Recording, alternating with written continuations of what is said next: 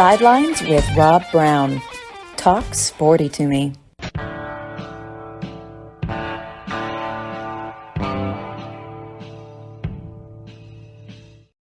All right, Rob Brown here with you on this Wednesday morning, cold Wednesday morning. God, it's cold over here. A lot to talk about today. Johnny Ballpark Franks joins us here in just a minute. We will also be talking with Coach Jackie Sherrill, Ben Troop. A lot of college football action to discuss. And I will say this, a lot of people are saying, what happened in the game, Oregon and Washington. People call it coaching malpractice. That's pretty wild. But look, we're here 6 days a week, 25 shows a month, over 300 a year.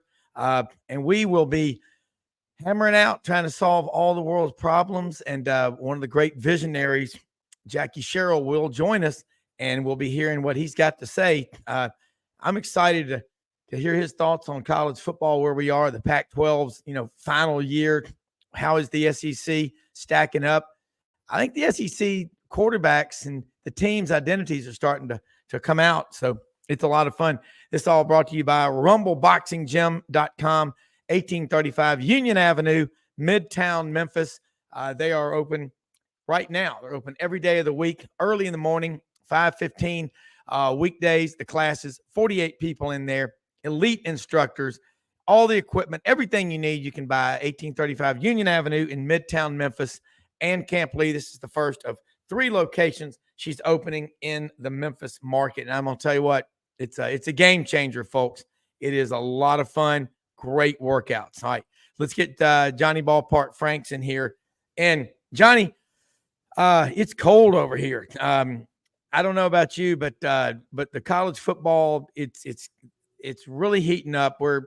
I hate to say that we're midway through the season. We're really not, because we go to the middle of January. But kind of bring us up to speed on your thoughts where we are. And your Seminoles are looking strong.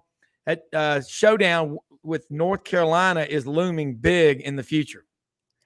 My first thoughts this morning visiting with you, you used the words a while ago, coaching malpractice. And I don't know about you, but I heard this expression the first time probably when I was 6, 7, 8 years of age, humble pie.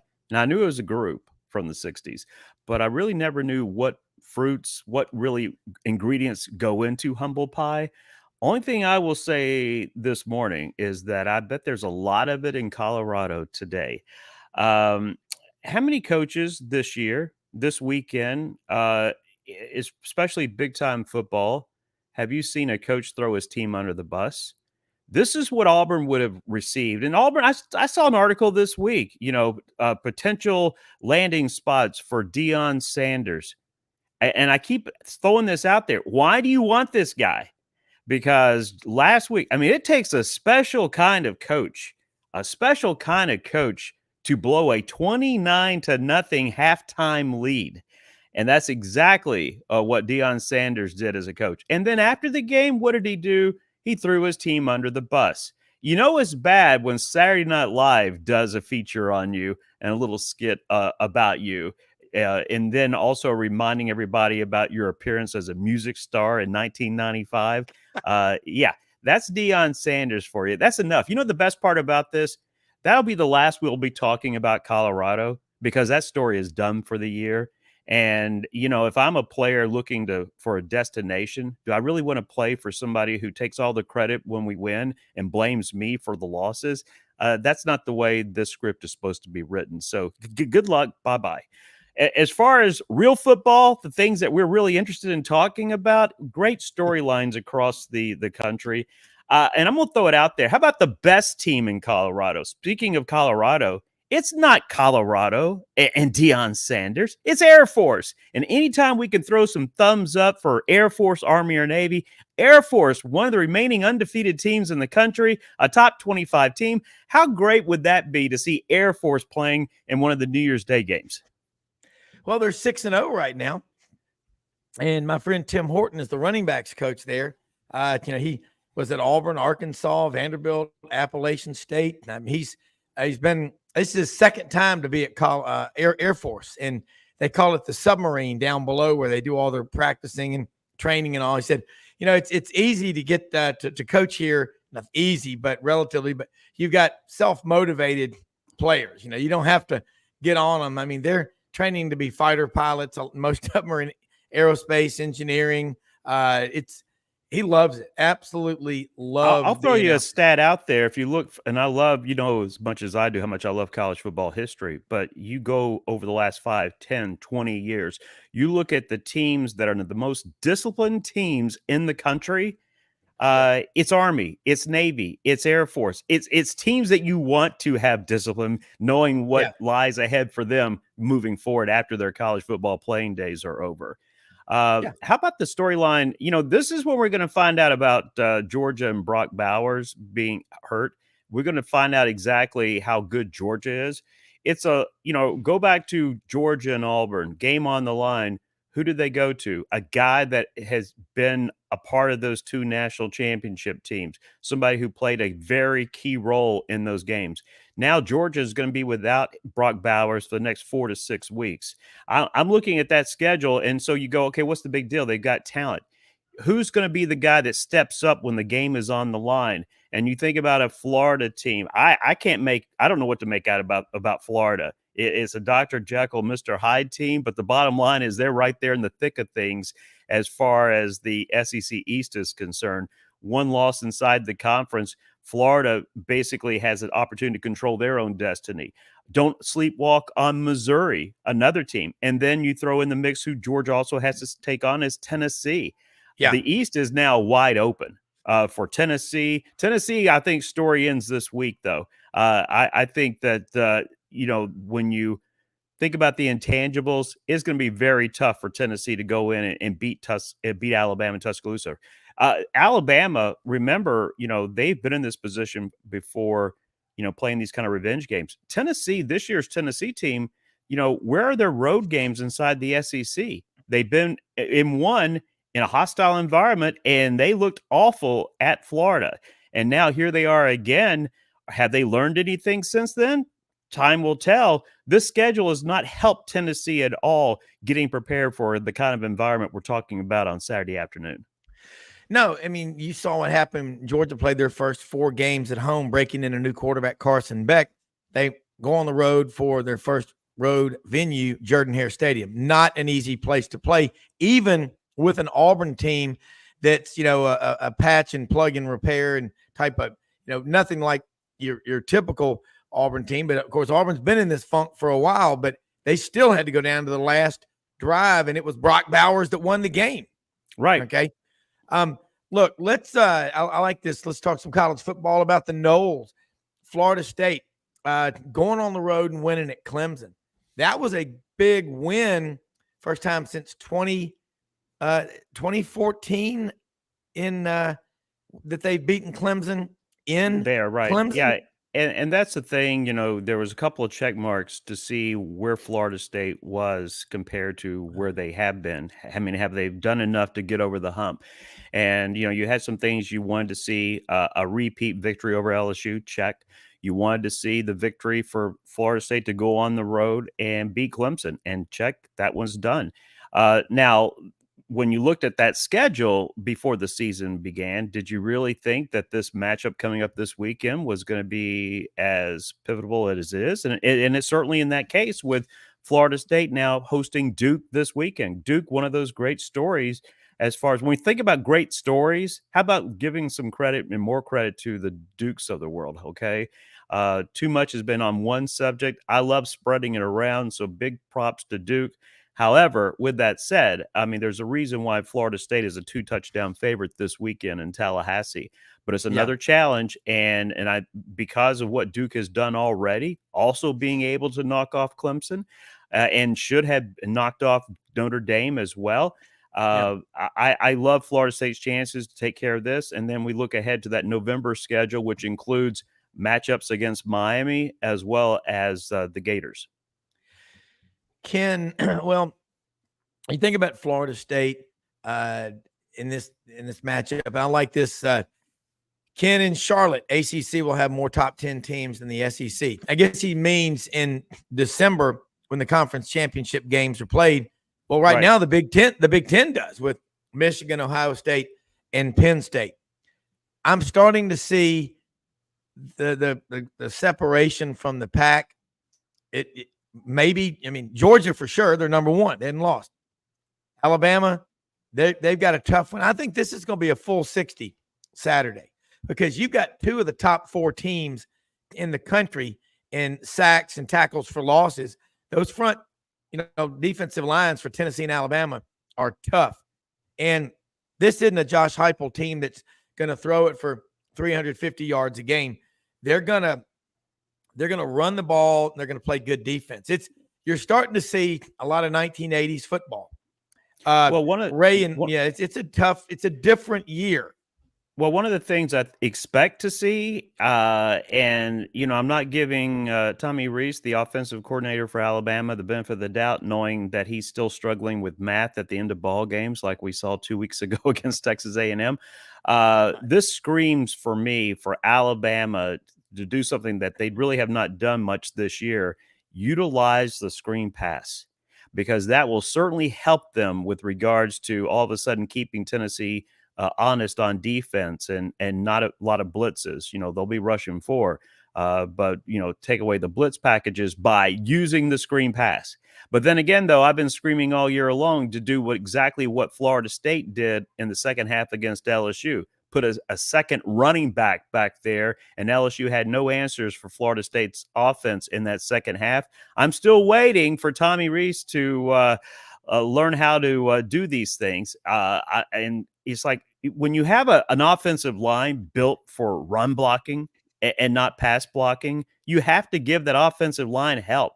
And when we see, how many times do you want to have 5+ sacks every week? And Nick Saban was asked about it from my good buddy Kurt McNair with Bama Online this week, as far as at a press conference, and he talked about is it being still a problem, all that, and his exact words: "Hell yeah." It is a problem, but there's ways that you can combat that and help your offensive line. Here we are halfway through the regular season, and Tommy Rees the memo is not getting to the top floor of the elevator. I don't know what in the elevator. I don't know what the problem is. Well, you wonder about, here it is, 7th game of the season. If not now, when are you going to figure these things out? That's when you get your second loss. Yeah. When the season's over with your second loss, because you're not in a 12-team playoff this year. So if you get that second loss, is that when you finally learn the lesson? And look, this isn't just on Tommy Rees. There's somebody else that has headphones. There's somebody else that, I know he likes to allow his coordinators to be coordinators, but he also has, a voice, and that's Nick Saban. He had a voice at the end of that Texas A&M game when he heard the play called, running a play on first down instead of doing a kneel down. So he has a voice as well. These individuals, everybody thinks that they're geniuses and they're so perfect and all that. They're still human. But I just don't understand, especially somebody who is as we talk about how smart he is on defense, meaning Nick Saban. Yeah. That they're not making these adjustments. It is not good if your quarterback is getting hit that many times. It's also not good when you can't hit the other team's quarterback as well. Well, I like this Larry in Monk's Corner. I think that's right outside of Charlotte. Clemson's in a valley. What do you think Dabo will do? Well, you either adapt or you're done. Ray in Huntsville's comments the other day, college football is a copycat game. Defenses have caught up with the RPOs, and offenses better adapt. And I think to expand on that, as Ray said, one of our listeners was putting some comments up here Monday, and that is that that the RPOs are modern day version of the wishbone. Put the defense at conflict with itself and have the eyes just moving everywhere. Well, again, they've caught up with that. But as far as this one, Clemson's in a valley. What do you think Dabo will do yet? Death Valley, of course. But I have a great response hard. for Larry. I have a great response for Larry. And the thing is, and it's just like what Nick Saban told me back in 2019 when I asked him what advice he would give himself as a first-year head coach at Toledo in 1990. and that is run the spread. What did Alabama do right around 2013, 2014? They adapted, started running the spread because they knew that that was important to be able to keep up with the football world. And we now have seen all these points that are being scored by Alabama, except this year. As far as Larry is concerned and Clemson is concerned, one of the things that you're going to have to do if you expect to win, it's not that Clemson has gotten awful and everybody else is. I mean, the bottom line is everybody else has gotten better. Florida State has gotten better. North Carolina better. Duke of all places better. And you cannot hurt yourself by refusing to adapt one of the big things that's helping these other programs. The reason Florida State is in the position that they find themselves in is they're taking full advantage, besides the normal recruiting routes, they're taking full advantage of the transfer portal and getting the best of the best. Look at Keon Coleman. Here's a guy that went from Michigan State to Florida State, and now it looks like he's being projected as a first-round draft pick. And so these players looking for these opportunities, Dabo Swinney, he's going to have to adapt. Otherwise, might as well retire, because you're not going to be successful doing it the old way. And I understand some of these coaches hate the NIL. I get that. Hate the transfer portal. I understand that as well. But the rules are there. And if you're not going to use them, everybody else is going to use them against you. Well, you sit there and you say, go back to Alabama. When Jalen Hurts ended up ceding to Tua, he just beat him out. Right. They went from averaging around 31 points a game. Alabama all of a sudden is at 45. So if you're going to beat Alabama, you're going to score more than 45 points. Look at the 2019 season. LSU scored 46 on them in Tuscaloosa in a shootout. They won. Auburn put 48 on when Bo Nix was a freshman, 48-45. Totally different now. RTR, retro tide roll is what I call it. They're a retro team. But what do you expect from – I love Kevin Steele. I love his philosophy. Don't wait for adversity to come in your lap. You be their adversity. Go get them. And it's fun. We're seeing some defense, and football is getting more – it's a physical game. It's a violent game. But the best thing I've seen is fewer targeting penalties. But that gives way to more holding. I've never seen so many offensive holding. I guess they said you got to write tickets for something, little small town speed trap. Right. Well, I will say this. Everybody's talking about how, and I'm hearing this conversation this week a lot. Well, Alabama, great. And by the way, record, they're still outside the top 10 in the AP poll, 5th straight week outside the top 10. The old mark, the start of 2008, when they went the first 3 weeks not being in the top 25. But we look at this, the top 10. But we look at this Alabama team this year. I had George Teague, one of the standouts, a captain of the 92 national championship team for Alabama. Everybody remembers the play where he chases down Lamar Thomas, which was, at that point, Alabama was up 2 touchdowns. He scores right there. All of a sudden, that is a 1-touchdown game there midway through the third quarter. He chases them down, and not only chases them down, but takes the ball away from him. But if you look at that team, that team wasn't dominant as far as the margin of victory. A lot of one-score wins in that season. But the bottom line is Alabama was national champs at the end of the year. So this team doesn't have to be like the Tua teams or Mac Jones. They don't have to score 40-plus points with that defense. They have the talent on defense where, you would like for Alabama to be scoring 30 or more points each and every week. That's just not going to be the case with this team. However, with that defense, look at what teams are not able to do against that Alabama defense. You're humbling the Ole Misses of the world and what they've been able to do with their offense. And that's how Alabama each and every week continuing to get good. And being in that situation where at the end of the year, as long as they keep getting these W's, Alabama will be one of the 4 teams playing for a national championship. Yeah, and you're right. That 92 team struggled to beat Louisiana Tech, I think 13-10. That's how that goes. All right, Dash Riprock, gotta love you. Hey, love you, Dash. Didn't he go out with Ellie Mae a few times? Now, Dash, listen, I see the question. Talk about Miami. Yeah. Um, you know, here's a problem. When a head coach, I'm still trying to digest what happened against Georgia Tech, knowing that you did the same thing back in 2018 when you lost as Oregon head coach. You lost to Stanford because you didn't kneel down, right? Yeah. So when we look at Miami, I mean, let me think. The bottom line is these conferences. We're going to have to change the new metric as far as the bar. Where in the past 10-win seasons, that's special. It's going to be 9 wins, and I say that because look at the SEC. I love Sam Pittman, his head coach at Arkansas. The fans of Arkansas don't like him, but here's the thing: he's in all of these games, every game, a Yep. one-score game. And it's unfortunate that they're not getting the W's. I understand that, but it's not easy to win in the SEC. I mean, Jimbo Fisher's still trying to figure that out at Texas A&M. That's what makes this so special. What Alabama's been able to pull off under Nick Saban since 2008. I saw a stat this week from Saturday Down South where Alabama under Nick Saban more 11-win seasons than any other program in the SEC combined. Not combined, but for them as far as in their entire program history. Georgia has 14 11-win seasons. That's in their entire history. And that's tied with Alabama. Everybody else is far down below on that list.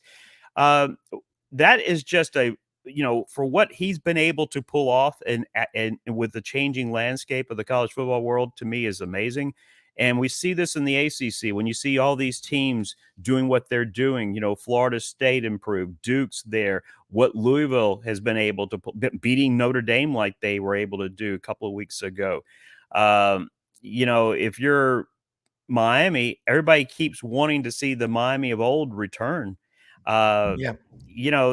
It's just getting tougher and tougher in all of these conferences, especially by adding new teams. Thank goodness, and it should have been this year, honestly, but thank goodness for these coaches that we have a 12-team playoff next year, because this would have been a perfect year to have something like that, knowing that I don't think we have a quote-unquote dominant team.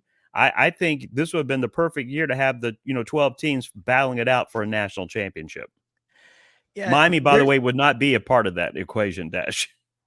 Well, yeah, and Dash, maybe go talk to Bolt Upright about it, or some of those other characters that were dating Ellie Mae all the time. But I mean, I think you're right about Miami. I know you are, and you go back to when they won those 5 national championships from '83 through 2001. So that was 18 years. That Larry Coker team that beat Nebraska in the Rose Bowl. Then it all started changing, but they also played for another 5 or 6 and didn't win them, like the 14-10 '86 Fiesta Bowl when linebacker Pete Giftopoulos for Penn State on that Friday night game intercepted. They just completely shut down Vinny Testaverde and that offense. So that was I will say, and I like another question. I get these things and I just try to bring them in here, but I do like this one. Jay Edgar in Geneva, Alabama. Night football in Tallahassee is it. You got Duke coming in at night, 14-point underdog. And Chief Osceola. probably 11 or 12 of those points is because it's a night game in Tallahassee. If you have a bucket list of things that you want to do as a college football fan, for me, for example, I'd love to be able to see a fall Saturday afternoon kickoff in West Point, seeing Army play. That's one of I have not done. But night games in Tallahassee are special. I've been to night games in Tuscaloosa. I've been to night games all over. But night games in Tallahassee, just truly special. And it goes back to the chop. Everybody doing the same thing. It goes, with Renegade starting at Chief Osceola to start the game. But then when you throw in a top 25 opponent, and this is, Florida State fans are smart. They understand what Duke has done this year. And so they're not looking at Duke of old. They're looking at Duke of what they're doing right now. And so that's going to be an amazing amazing atmosphere. But then again, though, this year, because the Florida State fans are so hungry, when you look at Miami or when you look at, the Florida Gators coming to Yeah. town, uh, that's the part where you're really pumped. Unfortunately for Florida State this year, they don't get the luxury of having the Florida Gators there. Of course, that game will be in Gainesville, and I know that Florida, and you look at this from a historical standpoint, would love to spoil Florida State's season, because I really believe Florida State will be 11-0 when they take on the Gators the last weekend of the year, as far as the regular season is concerned. I agree. And I remember growing up with some of the great Saturday nights at Doak S. Campbell Stadium in Tallahassee. And what's so cool about it, if you've been to Tallahassee in that area, you've got the Seminole plantations, you got the Spanish moss all over the trees, all over campus. It's a ginormous campus. And hey, can we start something on your show? And we'll Yeah. say this was launched on your show, because I still go back to the very end in my final 2 months of conversations with Coach Bobby Bowden. Knowing what he did for that program, Yeah. and what, without Bobby Bowden, we wouldn't be talking about Florida State today. Let's just throw that out there. Before Bear Bryant showed up in Tuscaloosa, Alabama had already won 5 national championships. All right. So they were used to winning national titles. That was not the case in Tallahassee. Who's to stop us? Like, I refuse to start getting into the corporate names when I'm talking about stadiums. I get it. I call the stadium what it is, right? Let's just start calling it Bowden Campbell Stadium. I'm sorry, that Bobby Bowden really wanted that. And you go, well, then they named the field after him. So what? Yeah. That's like almost naming a cow pasture after somebody on a farm somewhere. So let's just start throwing it out there. Bowden Campbell Stadium, Saturday night, as Florida State takes on Duke. Who's going to stop us? Yeah. Who? Yeah. Bring it on. Forget about it. No, look, remember Daryl Mudra, because he's the man that preceded Bobby Bowden. And Right. I tell you the story, but I remember it. March of 76 in Destin, spring break. I'm a young kid. My mother made me go to Tallahassee for the day for some meetings my dad had with Florida State. We were in Destin. And I said, why? She goes, because he'll fall asleep. My dad is a confirmed narcoleptic. I've been in the car with him before, and we've been driving, and I'm like, Dad, everybody's honking at us. And he was going the wrong way. Hey, man, he's made it to 95. It's amazing. And he's not driving right now. But I remember going over there and him coming out. I'll never forget it. They have hired them a football coach, and they're going to build a great football program, and they're going to play anybody, anywhere. I'll never forget that. And I still, those 79, that 11-0 team with Wally Woodham and Jimmy Jordan, the dual quarterbacks, Ron Simmons, the nose guard out of Warner Robins, Georgia. He was maybe 5'9", 5'10", toughest. He was one of the strongest football players ever. Great nose guard. They built that. They played Oklahoma in the Orange Bowl. They got beat. But you're right. Campbell, Doak S. Campbell Stadium. Bowden Campbell Stadium. When George Wallace, yeah. I was going to say, I can't watch the movie We Are Marshall without tearing up, watching the scene when Marshall trying to reestablish their football program. And then they have that key scene with Coach Bobby Bowden, who was then the head coach at West Virginia, helping Marshall rebuild his program. I've been over the years, the 14,000 plus guests, some of those guests included reaching out and getting the real Coach Herman Boone from Remember the Titans before he passed away. Wow. We became friends over the years. Another person I reached out to was Coach Red Dawson, who was not on the plane, who survived and helped that Marshall program get revitalized. And it's interesting being able to talk to a Coach Red Dawson about the role Bobby Bowden played as head coach of West Virginia, helping that Marshall program after the tragic plane crash. That's all. Are those archived interviews? Are those available for people? They will be. I'm working on it. It's wow. It's a major undertaking, including I would say half of those are in another laptop that unfortunately I've been trying to figure out a way to unlock it. So talking about a vault it's almost like I'm having to figure out a way to pick a lock on this vault, and being able to. I need one of these old crooks or something to be able to get in, because you can always get in by killing your hard drive. But if I do that, then some of those interviews are gone. So I don't want to do that. Wow. I know. Hey, So look. we're working on it. Hey, if you can hang on, Johnny Dudley Dawson, Hogville.net's on here with us right now, talking about Razorbacks, more college football. It's like love having the guests roll into one another whenever they can. Jackie Sherrill will be on at the top of the next hour with Ben Troop. It's going to be a wild, wild day. But I'm going to tell you something, man. Looking at and listening to what you just said about Marshall, Herman Boone, remember the Titans, Dudley often refers to his high school coach and the offense and the defense that they ran, what he learned. Still to this day, you never forget those people. And here it is. Coach Dawson was Valdosta High School grad. Thumbs up on that one, Rob.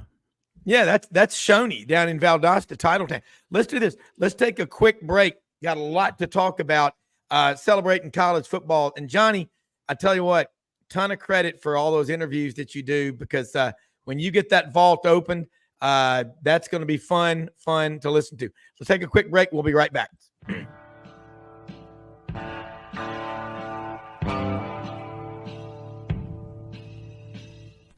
Red River Ford and Toyota, located in Wynne, Arkansas. If you're in the market for a new or used car, truck, or SUV, call, go online, or drop by and see them. Located 45 minutes from Memphis, go off the 4-city exit on I-40 and go north about 15 minutes on Highway 1. Easy to work with and still believe in customer service. If you live out of town, they will deliver your vehicle to you. RedRiverFordToyota.com. Just see what they can do. Strengthen your seed zone this spring with quality tillage equipment from House Industries. Located in Cherry Valley, Arkansas, House Industries specializes in manufacturing superior equipment that will minimize your downtime and keep you working in the field. To ensure the highest quality control, all design, fabrication, and testing takes place in a 99,000 square foot manufacturing facility located right here in the heart of the Delta. Locate your nearest House equipment dealer online at houseindustriesinc.com. House Industries, breaking ground. Unbelievably, every 2 minutes in our communities, a child is either bought or sold for sex. I am Ari Dickey, board member for the Nashville Anti-Human Trafficking Coalition. Join me and millions of others in our fight against human trafficking and for its victims by helping to educate the most vulnerable among us, our middle and high school students. Go to nhtcoalition.org, become a partner, and help keep our families safe, because none of God's children are for sale.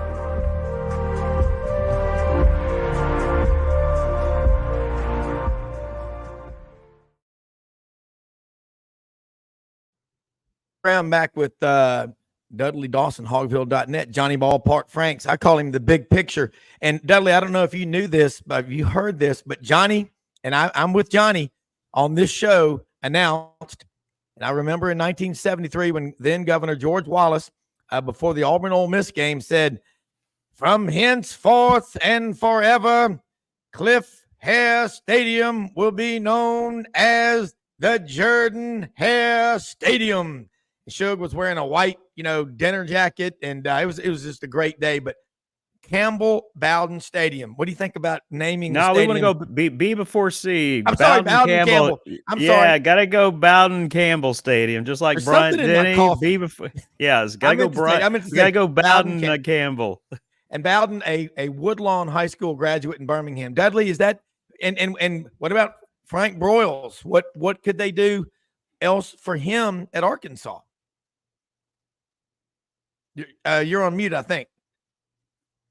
So actually, the Reynolds Razorback Stadium name is coming up for new naming rights soon. So, that's going to be interesting. I did want to point out, I understand that the laptop has got some great stuff on it. Get into one of those congressional subcommittees. I understand they do great work getting stuff off the laptop. So I agree with you. So maybe that would help out. I'd much rather listen to that stuff than the other stuff. So, but yeah, it's going to be interesting what the new name for Reynolds Razorback Stadium is going to be. There's no front runners at this point, but I like Frank Broyles Field, something like that for sure. Yeah. I mean, think about it, Big Daddy. And in the history of athletic directors, I think he's the one who put together the business deals for coaches when they came into the school. That's really where that started. Remember, in 58, he moved from Missouri to Arkansas for a raise of $10,000 up to $15,000 a year. Yeah, it worked out really well for him and Arkansas. I mean, really transformed the program. There is no way, and that Arkansas would be in the SEC, much less, have the thriving athletic program that it does, regardless of how football's playing right now. But every other sport is, especially the women's sports, are playing at the top of the game. There's so many ranked in the top 10 and all that, a really successful overall program. But we all know that a lot of fans view it on if you're 2-5 and have lost your last 5 football games. Yeah, and Johnny, jump in here. It's the big picture, college football. It's Austin city limits, man. Let's go. I love it. Well, I have one question, and I understand that you see the success for other programs, especially inside your conference, and you want to be a part of that. I like Sam Pittman, and it's unfortunate for him that he's and that staff and this team has lost all these close games. But to me, that's a perfect marriage. And look, it's not easy getting 10-win seasons in the SEC, especially with Texas and Oklahoma coming next year. Are they going to be patient with Sam Pittman? Because I just love that marriage. And I think that Sam Pittman is the perfect coach for Arkansas. And if they think there's somebody else better, yeah, be careful what you wish for if you're fans of Arkansas, because I think that will not be the case at all. But I'd be interested to hear your thoughts. Yeah, I think they really want to be patient. The administration, athletic director Henry Yurchek, and the people who write the checks and all that. The fans are a little upset right now. I think maybe they had an inflated value of this team going into the year. I always thought they'd be 7-5, 6-6, something like that, because of this massive stretch they had here. This is going to be the first home game they've had since September 16th. And then they had to travel to Little Rock, in that season as well, which doesn't sound like that bad a trip, if you're just making it. But if you have to go down there, play a football game, and, do all the interviews and get back, you're getting back here, much later than you wanted to. I would be surprised if he doesn't get another year. Certainly there'll have to be staff changes. The offense has gone down over 120 yards per game, less than half the rushing that there was last year. So, Coach Dan Enos, the offensive coordinator, is taking a lot of heat. And the offensive line, as we've talked about so much during these times when I come on, has just not been up to par. And, you would think that would be a place that they'd really look hard at. So I think they're going to be patient, but would be real, great to his benefit if in this lesser part of the schedule that they have now, that they would get some wins and at least, give the fans some hope. Yeah. Dudley, when you look at it in the offensive line, starting a redshirt freshman, 2 freshmen, really. I mean, I don't care. This is the first time they've started. That right there is a monumental task. Elaborate on that for, say, people that are not real football savvy, how big a deal that is. I think it is a big deal, but you can't put yourself in that situation. I mean, and this is the recruit, the offensive line guru. So you can't put yourself in that situation. Josh Braun is a young man from Florida that transferred here to offensive line. They had several other offensive line transfers that they didn't really hit on. I mean, we hear some names, in the preseason and hadn't heard them since then. And they're playing. You're right. They're playing all these young guys, and that is a factor. But I don't think you can use it as an excuse, especially if you're the offensive line guru that we know them to be. It's got to have been recruiting. It's got to have been development. It's got to be scheme. Regardless of what people wanted to run Kendall Browse out of town last year, I mean, the man was number 15 in the country in offense. I think right now they're 118, and that's right. Let me say that again: 15 in total offense last year at this point, 118 this year. defense, 128 to 55. So they made the right hires on defense and got that going. But the offense has just not, it's been woeful. Yeah. Well, you've seen the Auburn Tigers offense. I digress. But Johnny, there's only 133 spots. Are you saying it's offensive, or is as far as Auburn's Woo, offense? That or not offensive, however you look at it. Yeah, good point. There you go. And I want to go back to what we saw with Arkansas getting pressure on Alabama's quarterback this past weekend with Milroe under duress with the 5 sacks. What did you think Alabama could have done differently? I've been throwing this out all year long, where either provided extra running back there, utilize the screen pass more, anything to keep these defenses honest. I think this offensive line, great how big they are size-wise, meaning Alabama's offensive line.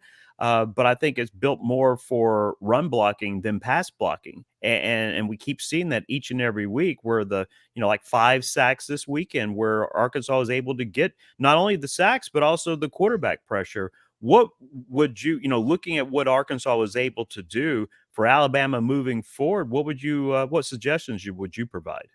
Man, me providing suggestions for Nick Saban, that's what would suck. Well, we know that the math at the end of ball games, like against Texas A&M, it's we're not talking perfection here, all right? So when you need to kneel the ball down instead of almost giving Texas A&M a chance to beat you on a final play, so let's just maybe pump the brakes a little bit. Yeah, Landon Jackson had 3.5 to 4 sacks. I mean, I don't know why he didn't get a full 4th sack. But they were in, he was in the backfield as much as Milroe, it seemed like at times. And he really beat his man over there, I mean, all day. Now, obviously, there's pressure coming from, a lot of other places. And we've got to give the Arkansas's defensive guys some credit. But, yes, it is not the offensive line that we have seen before at Alabama that can do both. Now, I realize that Milroe has had a couple of good games, but, I mean, he's not Bryce Young yet. He's not some of those quarterbacks that they've had.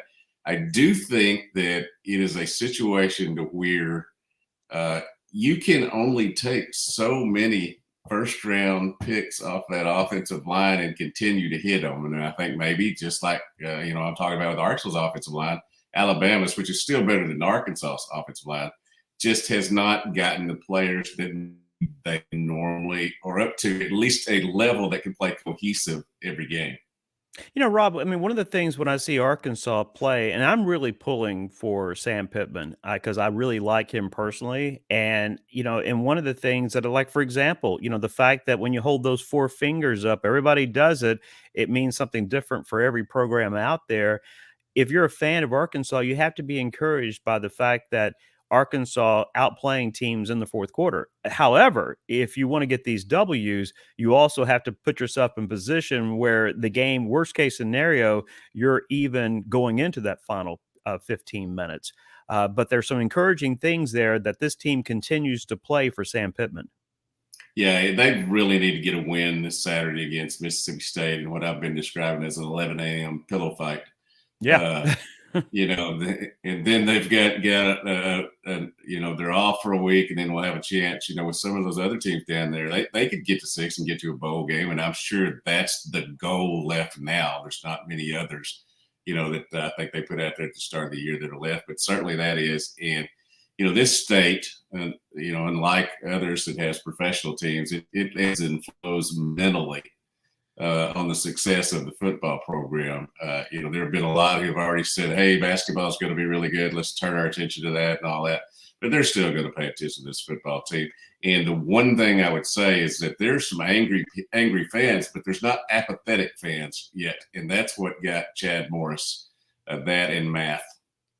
Rob, he just hit on a very good point, and I throw this out there all the time. And when you get to a fan base where they don't care and they're thinking about basketball, you've lost your fan base. You want them to be mad. You want to see their anger on after ball games on Saturday and their comments on Sunday, because that means they're still passionate. They still care. That means they're still buying into the program under your current head coach. As long as that continues, that's a good thing moving forward. To me, the biggest thing that for Sam Pittman and that staff, they just have to continue to get the depth and building on the depth there to make this a complete team. Well, a few good men. We watched it the other night. Maybe Jack Nicholson, one of his greatest performances ever, when they're grilling him and he says, while my existence is both vile and repugnant to you, and you don't want to talk about it in the little cocktail parties that you go to, you need me out there. You need me on that wall. You've got to have people behind the scenes that make the program work. And brilliant observation by Dudley, because he knows this state. But what I respect about both of y'all is a true grit journalist. You cover these teams, and Johnny, you cover a big picture. Dudley, Arkansas, but y'all can pivot like a Swiss Army knife and cover anything. But there are people behind the scenes that nobody talks about that really make the things happen. And you're right, there is no evidence. There's not even any hint of apathy. I live in Memphis. Right now I'm over at the farm in Cross County. I talk to a ton of Razorbacks every day. They're anything but apathetic, and they ain't talking about basketball. They want football. And there's two camps. I don't want a coach that everybody likes, blah, blah, blah. I want one that wins.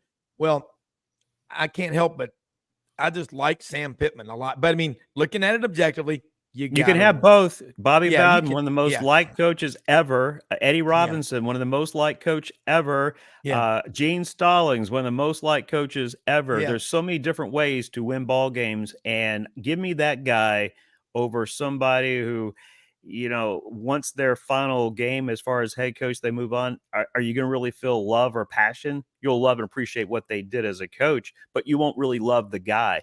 I love the fact that 2 years after Bobby Bowden has passed away, I still care about him and still miss him to this day.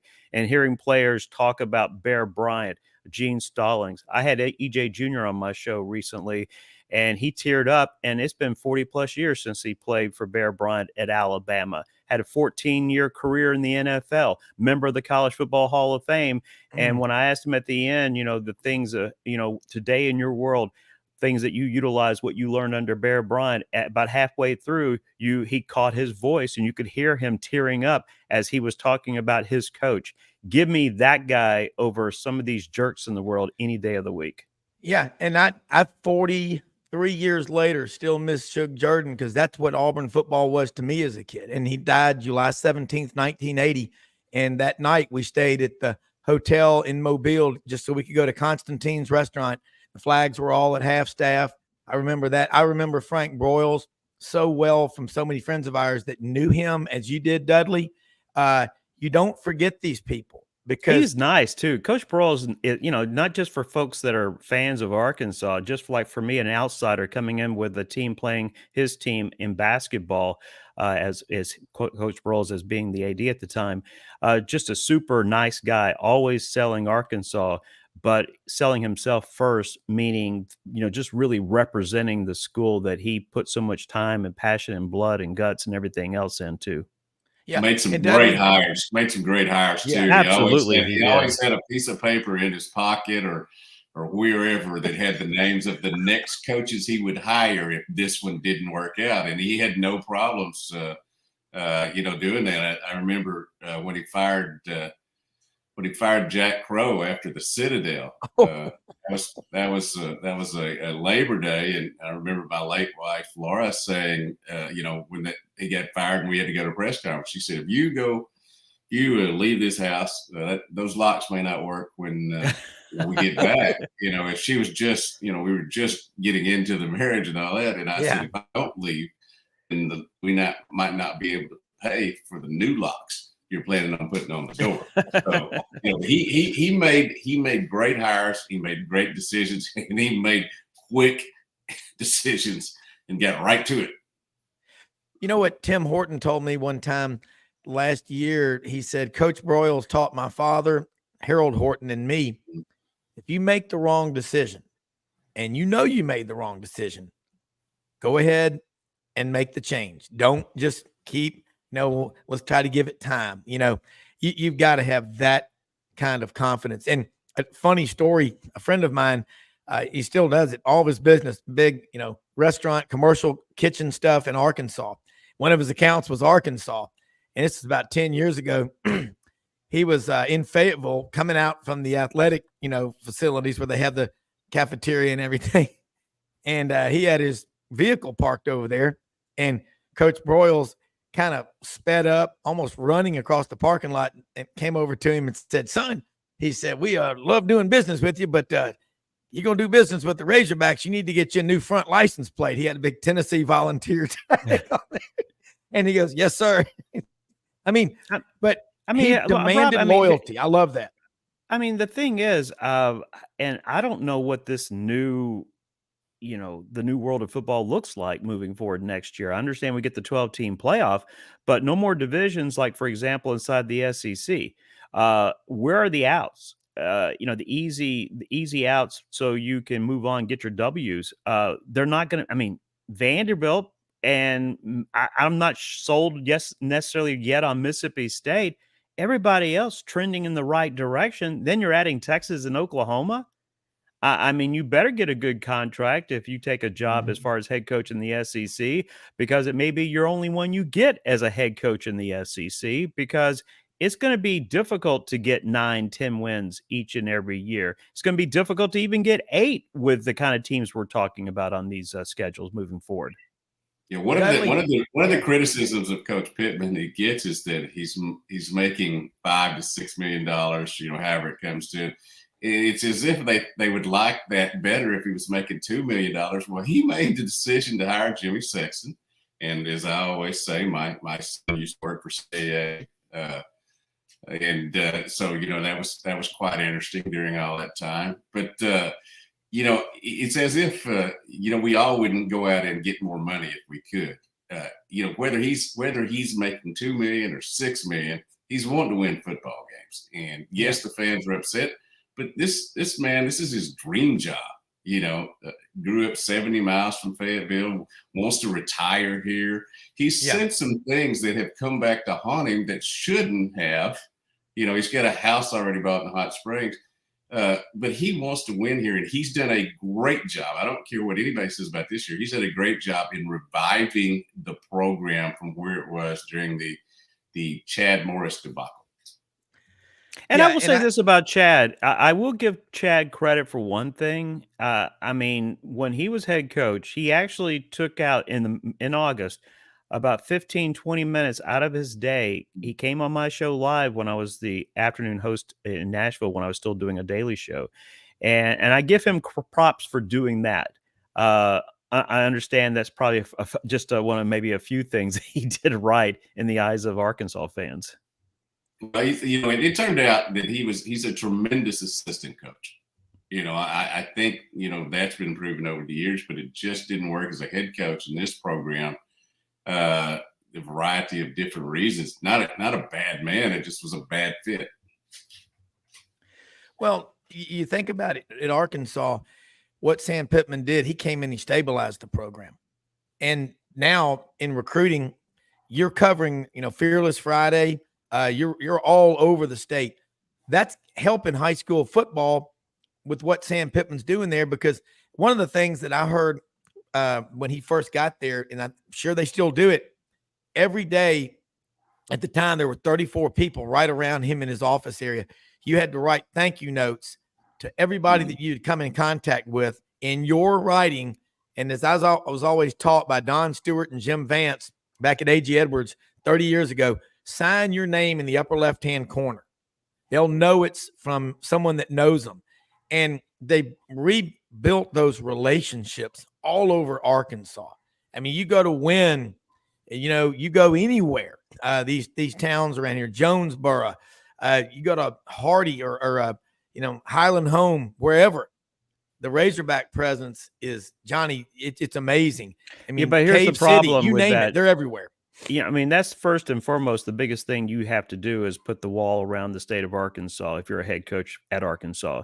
But as well as I do, if you're going to win in the SEC, you're going to have to extend that and be solid in Texas, Oklahoma, even getting some players from California to the East Coast as well. Because now with internet, social media, everything else that's out there, you don't have a 100-mile radius anymore.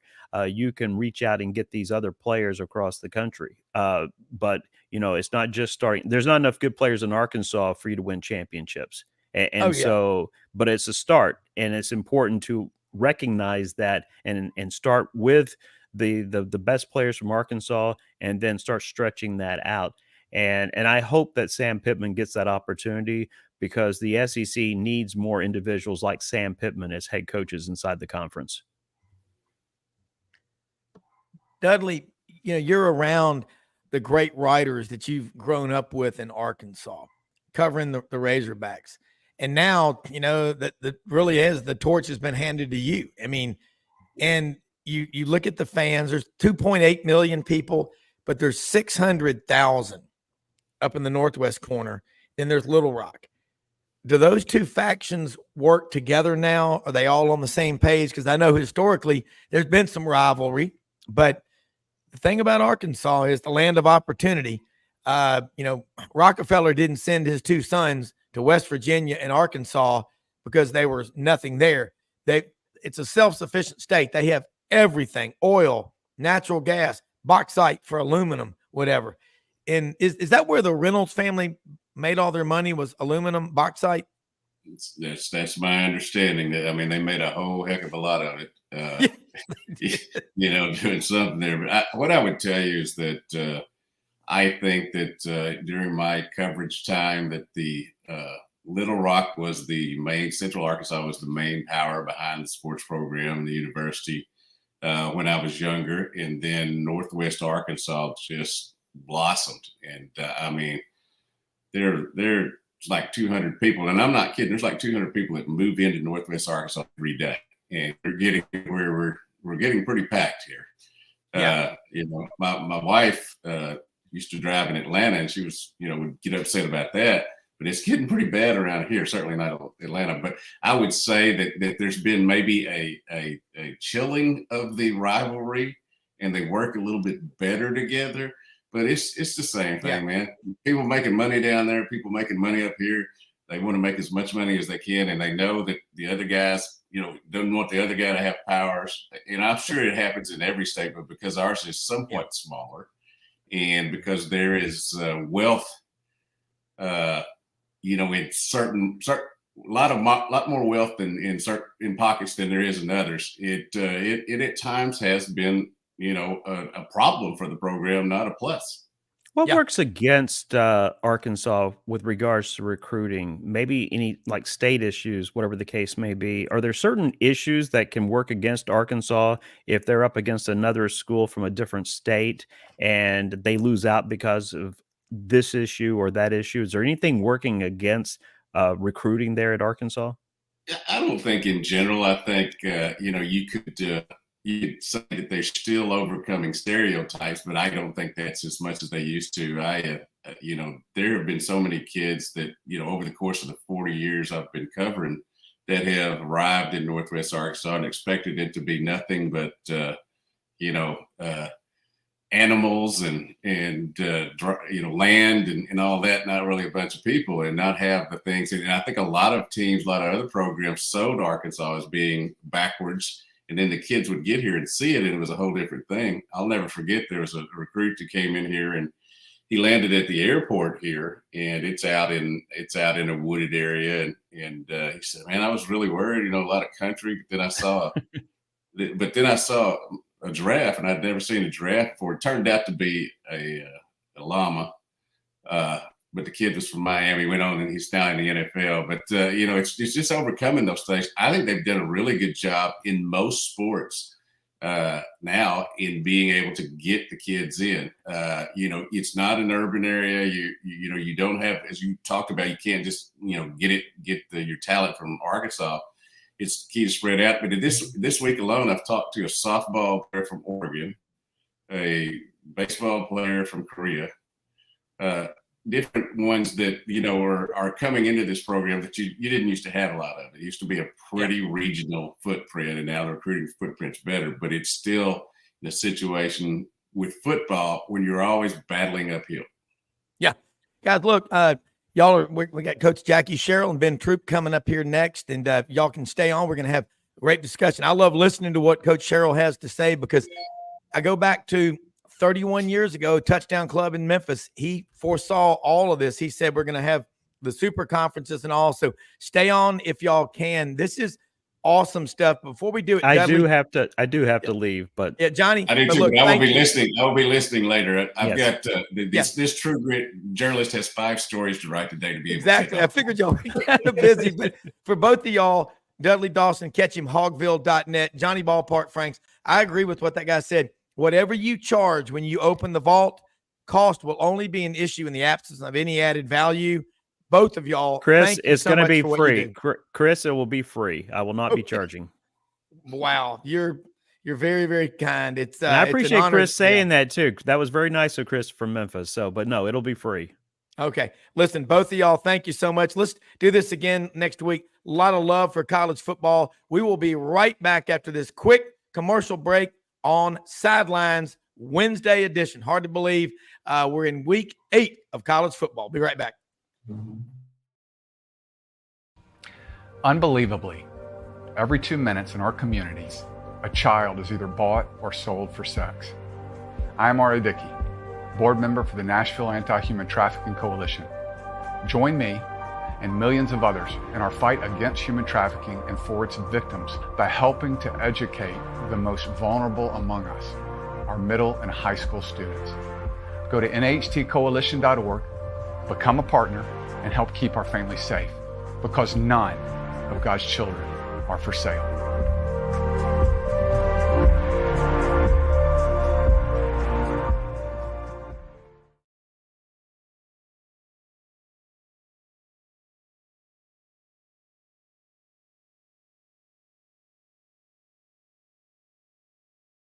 Brown back here with Coach Jackie Sherrill and Big Ben Troop.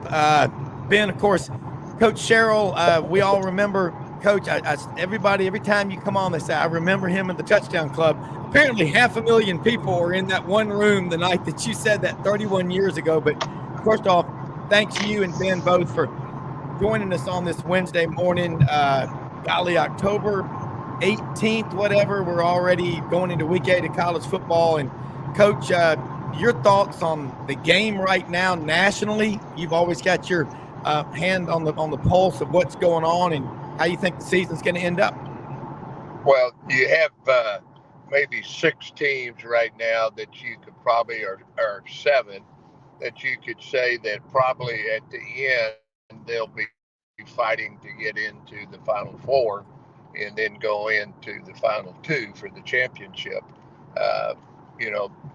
Could there be some teams with a 1 loss? I think so. Right now, you've got 3 in the Big Ten. You've got 2 in the Pac-12. You've probably got 2 in the Big 12. And in the SEC, certainly Georgia has the front seat right now. But if they have a rematch with Alabama, who knows? It's hard, just like Texas, it's hard to go in and win, or Oklahoma to go in and win 2 games a year. And I think the percentage is, if you go to the championship, the team that lost always comes out on top. So, right now we'll know probably in about 2 more weeks better, but not right now. There's just too many teams that have a chance to make it to the playoff. Yeah. Coach, Ben was playing at Florida when you were still coaching at Mississippi State. And, Ben, I cussed him a lot. Yeah, Ben, I did. I cussed you a lot. I love it. I will say, it's great to always talk to a great player that you coached against. And, I've had the opportunity in my career to either coach or coach against some of the best players that's ever played the game. Yeah, absolutely. And Ben, jump in here with us right now. This love this talking about college football. Too much is never enough. That's an old, I think, quote from Barry Switzer after they won a national championship. They were celebrating in the locker room. He said, "Too much is never enough." I love that quote. No, I agree. And I mean, with Coach Sherrill, first and foremost, I appreciate knowing that I got cussed out, cussed somebody you, because I think sometimes too. My fondest memories in football have always been when you play at Florida State and you get to meet Bobby Bowden after the game. He want to shake your hand, or the great Mickey Andrews or Mark Ritt, because people seem to think that people always say, I didn't choose this school over that school. I had the option of all these schools. I just chose that one. So to have people like yourself who, because as coach, you coach a lot of players. You coach against a lot. To be remembered at all is always a blessing to me, only because Mickey Andrews comes up to me after my senior year going up against Florida State and said, "Young man, I'm happy that you proved me right and wrong. You proved me right because we couldn't deal with you, but you proved me wrong because you was able to go out there and do the things we knew we had to stop you doing." It's always a blessing, man. And I do agree. Your sentiments on college football is, the SEC is always going to be. It's not the SEC. A certain part of the country has won the national championship every year. I know that Michigan and Ohio State and Penn State got something to say about that. I know that Michael Penix Jr. right now and those guys out there in the Pac-12, but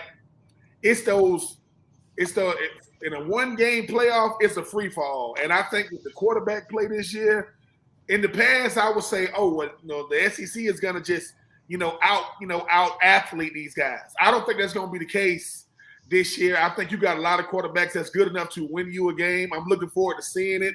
I do think that even though I hate to see it, Brock Bowers, the star tight end of Georgia, going out for the rest, that's going to hurt them down the stretch because he's such a difference maker for Georgia. But the thing about Georgia is you haven't lost in a long time. And the market correction is coming. You don't know when it's coming, but it's going to come. And people talk about Alabama may be down. Well, they've only lost to Texas, and they haven't lost since. And that quarterback, they got it figured out. But I'm looking forward to seeing it this year. I think that with the college football playoff coming to an end in the next couple of years, I want to see who's going to be the last team standing in 2023. Coach, I like that. Well, I will say this. Were you in Starkville when we put a knot on your head? Oh yeah. Oh, listen. I had that was my freshman year. I've had nightmares about cowbell since. I said, look, dude. I mean, did they have a sale on cowbell? Because mind you, we heard it going to the game, and like I said, I was starting to Senator David Jorgensen, and may God bless him. All I remember was him saying we couldn't block him. I mean, well, you only had one guy in front of you. He said, well, it felt like 10 because I couldn't block them dudes. So if you've never been to Stark Vegas, it's either going to be a really, really good experience or you're trying to get the hell up out of there. And we were trying to get up out of there.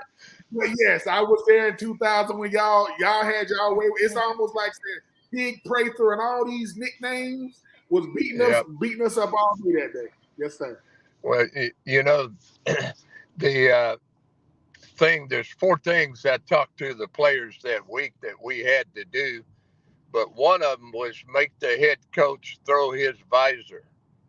And after the game on Monday, I put a little clip together of the 4 things, and I showed Coach Spurrier throwing his visors a bunch.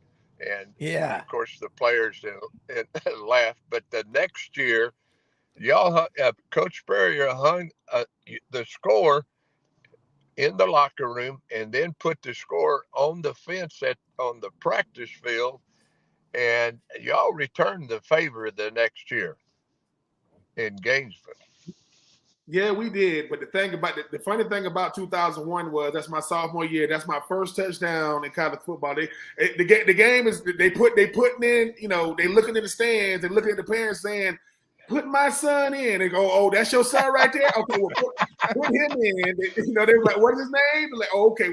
So they put me in. I caught a touchdown pass, and I don't know who the safety was, but he hit me so hard, right? He hit me so hard that we go eat after the game.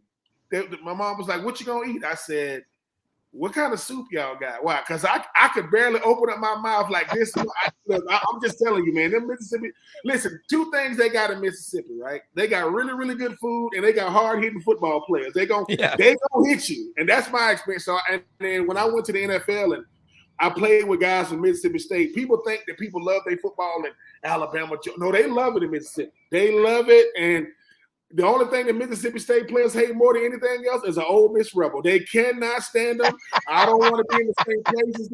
I said, man, he said, look, man, he said, listen, you don't go to Mississippi, you don't go to Ole Miss when you got a chance. He said the speed limit is 25, 35, not 18. That's not a speed limit. So I got some fond memories of Mississippi State, man. Old Dan Mullen, he made Stark Vegas what it was, and I get it.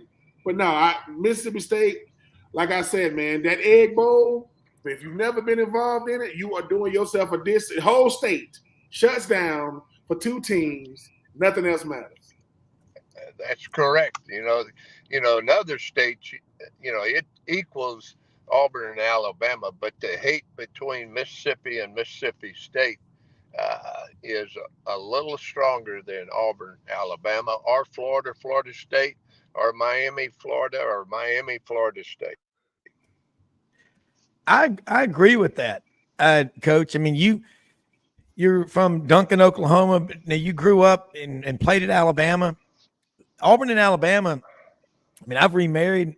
Mallory's my oldest daughter's an Alabama grad, and she's still a good person. We have so much fun with it. But my Ole Miss and Mississippi State friends, they don't really they don't want to be around each other.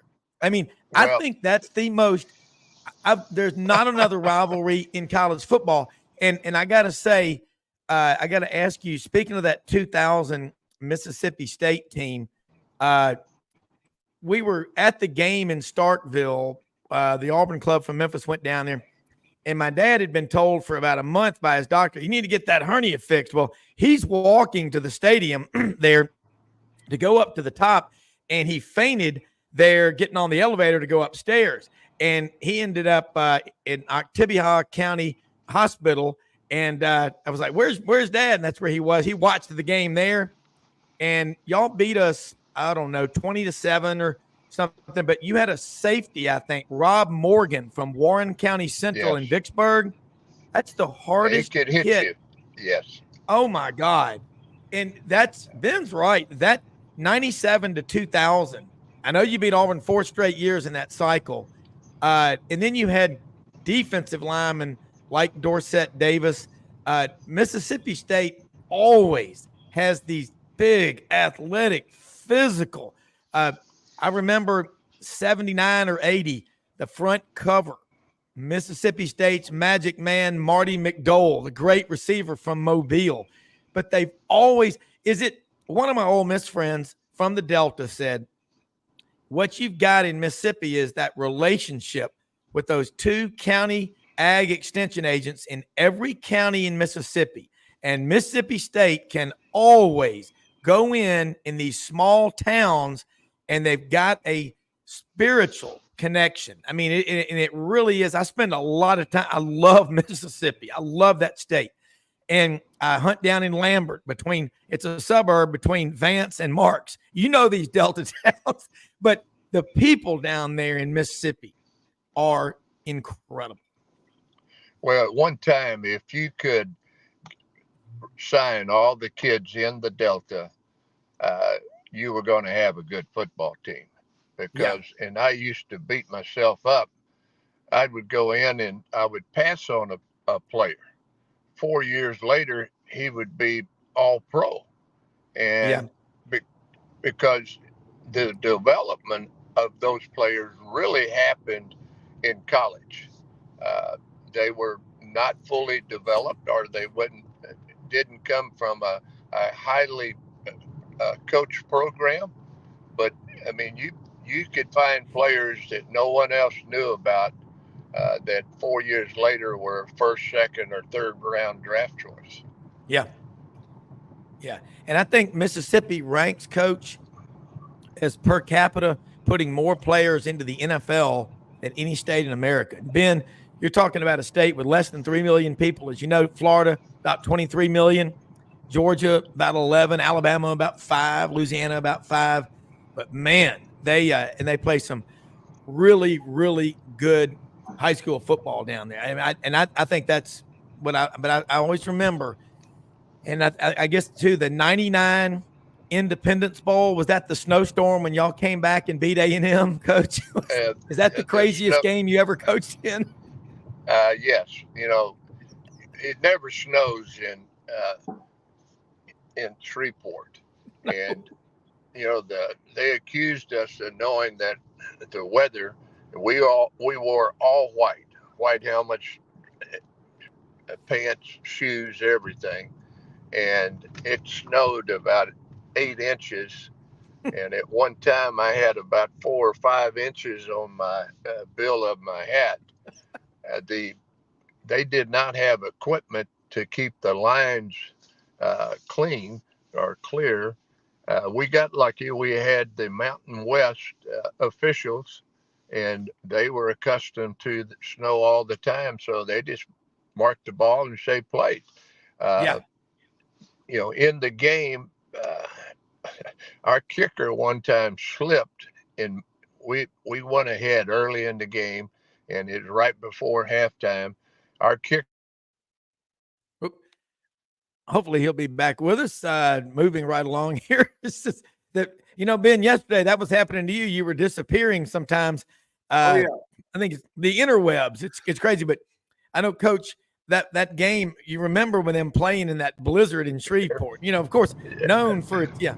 Coach, we're back with you. If he hadn't gotten greedy, we would have lost the game. But it was 2 minutes left in the game or less, and he threw the ball. And we intercepted it, and all of a sudden we scored 17 points to win the game. Yeah. That was a fun. I mean, we have not seen one like that in ever. And that's the first time. Ben, you played in the snow in the pros, but Coach said he had 4 inches of snow on his hat during the game. I guess Coach Spurrier wouldn't have worn a visor in that one. He might have worn an actual ball cap, or would he not break tradition? Coach Spurrier would have tried to find a way to get out of that one. He wouldn't have been able to get out of it, but he would have tried to find a way to get out of that one. He would have been like, hey, man, he would have did something. Listen, when you were in Florida, you were spoiled because cold in Florida is 65 degrees. That's, oh my God, the sky is falling. But yeah, when I think about Mississippi State, when I was in the NFL and I was talking to certain guys, the thing about Mississippi State, if you say something to a person that played at Mississippi State, they coming at you and they saying, bro, we do what no one else does. Names like Nick Fitzgerald. Nick Fitzgerald has the most rushing yards for a quarterback in SEC history. That's Nick Fitzgerald. Then Richmond Hill, Georgia. Yep. My nephew goes to Richmond Hill High School right now, same high school as Nick Fitzgerald. Yeah. Dak Prescott. You talk about Fletcher Cox, Tommy Kelly, Jeffrey Simmons, Chris Jones, Montrez Sweat, KJ Wright, Darius Slay. My favorite Mississippi State player of all time, I got to play with him for 1 year, the great Eric Mose. I played with Eric Mose for 1 year. Eric Mose is the nicest football player. Now, mind you, he said, "Troop, you're making me sound old." When he first came on the team, I said, "You Eric Mose for the Buffalo Bills?" I said, "I played with you on Tecmo Bowl." He was like, "Hey, bro, I don't need," but I'm telling you, it's Mississippi State has a pride in what they do in a way to where, like you said, Coach, they ain't trying to leave the Delta. They said, listen, man, they always say this: if you love Mississippi State, you don't leave the state. You do not leave the state. And like I said, Chris Jones, Kansas City, Montrez Sweat, Washington Commanders. You talk about Fletcher Cox, Philadelphia, Darius Slay, Philadelphia, still making play. Brunswick, Georgia. I just think that when teams like Mississippi State are good, it's good not just for the state, but for college football because, like I say, man, if you wear brown or maroon or whatever that color is and white, I ain't here to play with black cleats. I ain't here to play no games, man. I ain't here to be cute. I'm here to come knock you out. I ain't here. This ain't no fashion show, okay? Yeah. I'm here to put my hand in the dirt. Listen, with guys like Pork Chop and Pig, these are nicknames. Yep. Right? God. Fred Smoot, one of the best cornerbacks ever to touch a football. Hey, I'm trying to listen. I played against Fred Smoot my rookie year. He was in Minnesota. All I said was, who you supposed to be? That dude talked to me the whole game. He said he talked trash to the entire. Yeah, here's the great God. story about Fred Smoot. We're playing Vanderbilt, and Vanderbilt is 4-1. Or no, they're 4-0.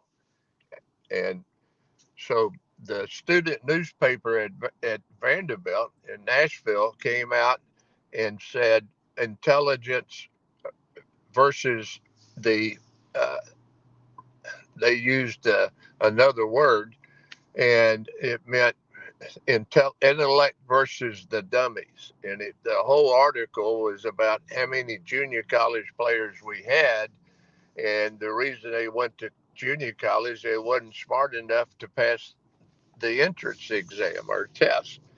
And so I didn't have to say a word that week. I put the paper on the bulletin board. So the first snap, we're playing Vanderbilt, and Vanderbilt had a great receiver. Fred says, listen, I'll let you catch a pass if you'll do my homework. And the receiver looked at him like, what in the hell are you saying?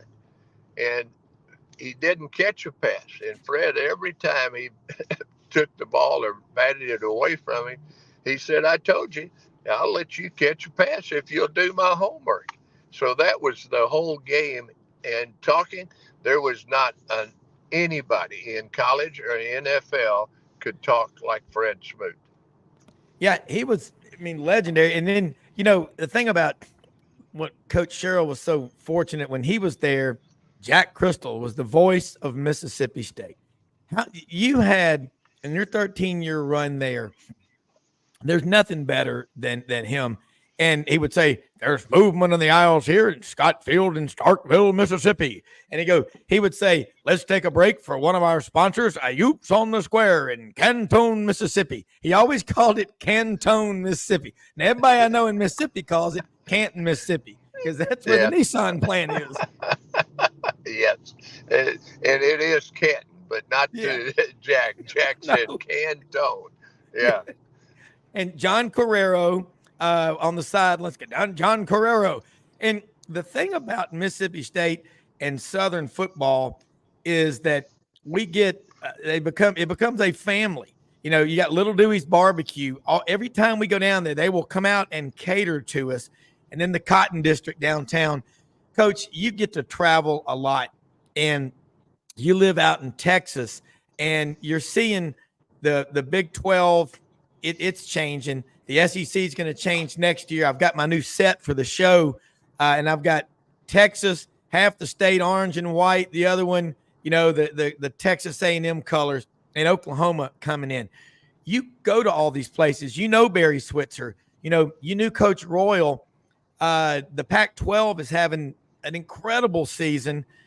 College football has been through tough times before, but I always remember what Coach Dye would say, which he learned from his father and Coach Bryant.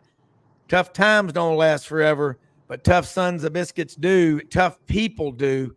And I think college football, a couple of years ago, people thought, NIL, the portal is going to destroy it. I don't think so. I've been to a lot of games this year. The fans are making a statement. We love college football, and I like Bobby in Memphis. Coach reminds me of why I love, in all caps, college football. Ben, the banter back and forth with you and Coach, I didn't realize that you had played on a team against him. I still remember that game in 2000 because it was a Thursday night SEC game in Starkville. But this is what we love about the game. It just gets better, and that's okay. There's no embellishing here. It just gets better with time, Coach. Absolutely. And where we're headed to an NFL model.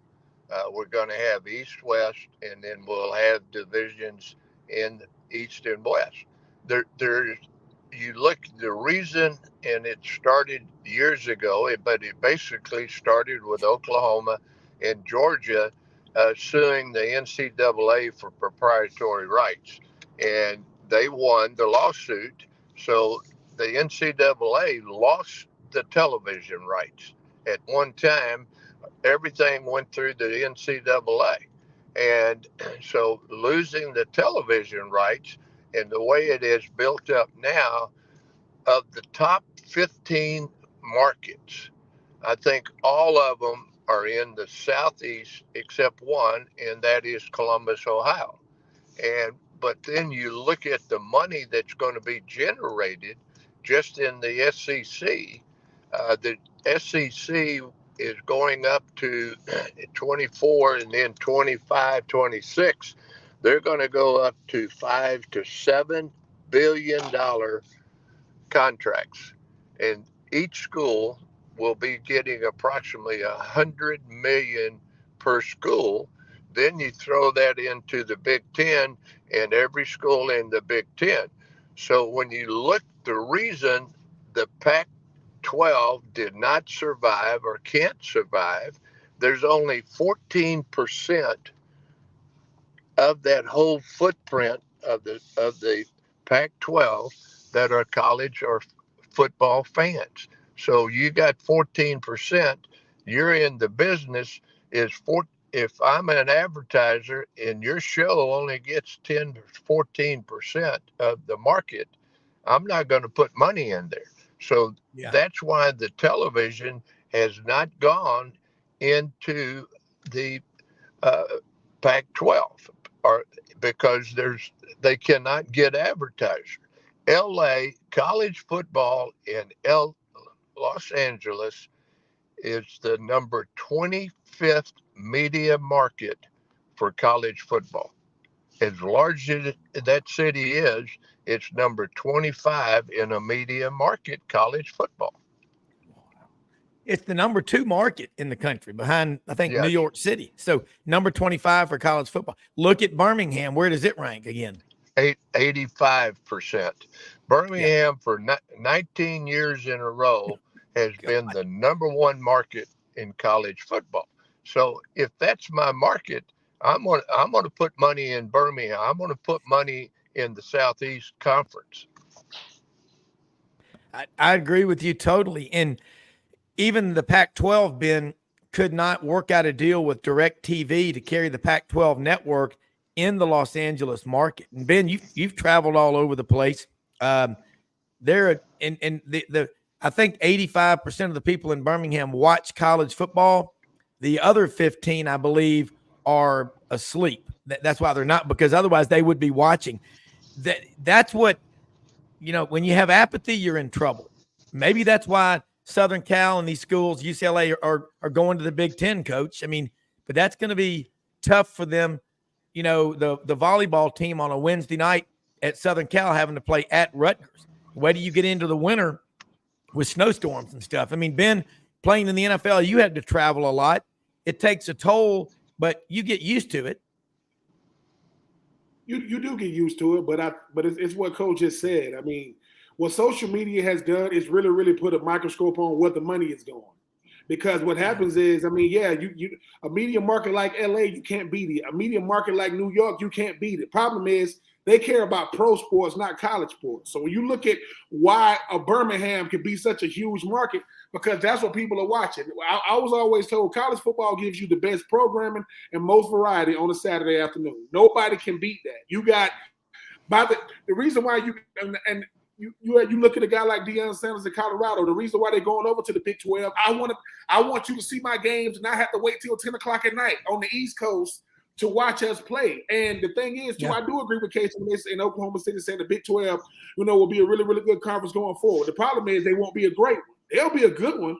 They won't be a great one because everybody is going to it. Once you get past Ohio, unless your name is Caleb Williams or Michael Penix Jr. or Deion Sanders, you have no reason to stay up and watch. And those guys, and like I said, I when I think about the word amateurism, number one, it's never been that. Number one, Coach Sherrill has never been an amateur. If it's amateurism, that means that's all. My coach can't be up here and the players be there. You mean to tell me amateurism is getting $1 billion contracts now? $1 billion TV contracts, because what it is they're looking at it as, hey, man, where else you going to get 80,000, 90,000 people to show up every Saturday, home or away? Rain, sleet, or snow. But college football is about as good for business. You can't even get it wrong. That's how good it is, because you're waiting on who's going to be the next great this, next great that. But like I said, the most powerful person in college football is Greg Sankey. The commissioner of the SEC is the most powerful man. Yeah, he is. Yeah. Yeah. Just go back to the pandemic. All the other commissioners, they couldn't keep things going. The SEC is the only conference that said we're gonna play this many games, we're gonna start on this day, and that's what they did. And now that's before Texas and Oklahoma come over. So I think that the ACC is gonna be fine because of location. I think the Big Ten is gonna be fine because of the teams. But once again, you can't find a way to beat the SEC now before Texas and Oklahoma come over. So now you're finna get that recruited. And to you people in Dallas that like the old Red River rivalry, you might want to take a peek. That thing gonna be in Atlanta. I could be wrong. I think the Red River rivalry is gonna be in Atlanta. I could be wrong, but I'm telling you, when people say, listen, when people say, well, how they gonna understand that? Make them understand. They don't got. I could be wrong now, because I know that's a great rivalry. But, like I said, I want perfect conditions. So old Vince Young and Mr. All right, Mr. Matthew McConaughey, you better get ready to come to Atlanta, because I think that thing going to be that soon. Yeah, let me say real quick, take a quick break here and come right back. Coach, I want to get in. This is unbelievable insight from both of y'all. And I want to get in next about what's going on at Texas A&M. I've got some questions, or a lot of them coming in. I'm just not going to type them. I'm going to just relay them to you. We'll take a quick break. Coach Jackie Sherrill is with us. Ben Troop, ESPN Coastal down in Savannah. After this break, we'll be back with more. Get your pen and paper handy. It's going to be fun. Unbelievably, every 2 minutes in our communities, a child is either bought or sold for sex. I'm Ari Dickey, board member for the Nashville Anti-Human Trafficking Coalition. Join me and millions of others in our fight against human trafficking and for its victims by helping to educate the most vulnerable among us, our middle and high school students. Go to nhtcoalition.org, become a partner, and help keep our families safe, because none of God's children are for sale.